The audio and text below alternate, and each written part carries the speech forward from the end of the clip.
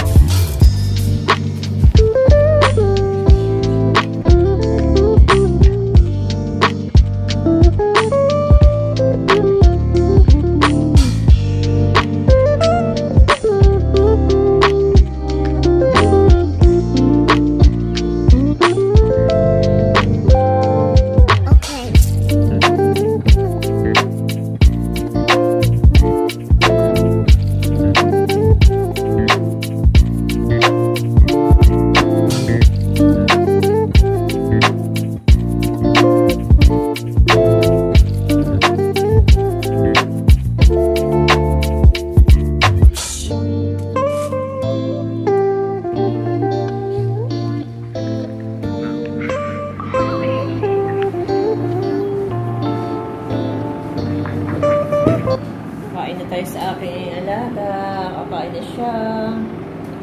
Yan, galing siya sa tulog. Kain na siya ng soup. Ito na yung niluto ko kanina.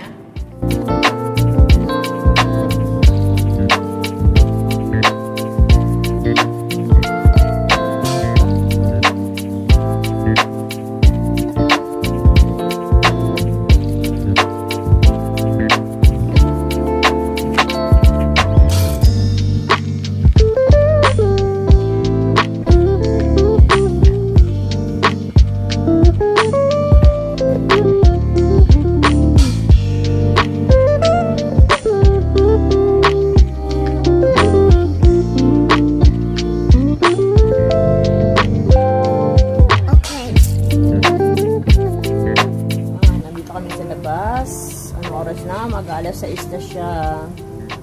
Pero sobrang liwanag pa. Mainit. Ito, magbubuhos ako ng tubig kasi pag tag-init, marami langgam. Kaya magbubuhos tayo ng sahig sa labas. Eh. Kasi mga pusa, nagkakalat din ng mga pagkain. Okay.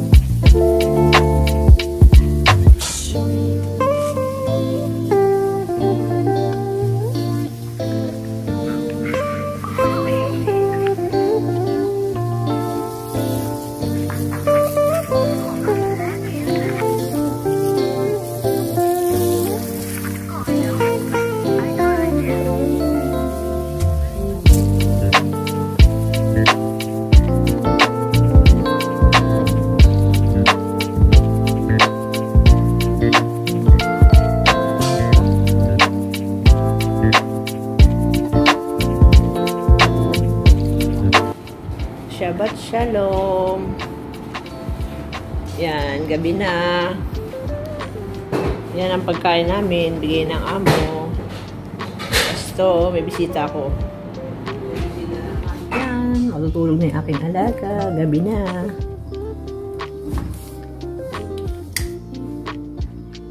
Yan. Yan. Ito na ako sa aking kwarto. Yan.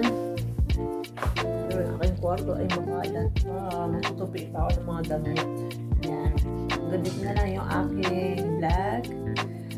A day in my life. Sa araw-araw na aming ginagawa. Shabbat Shalom.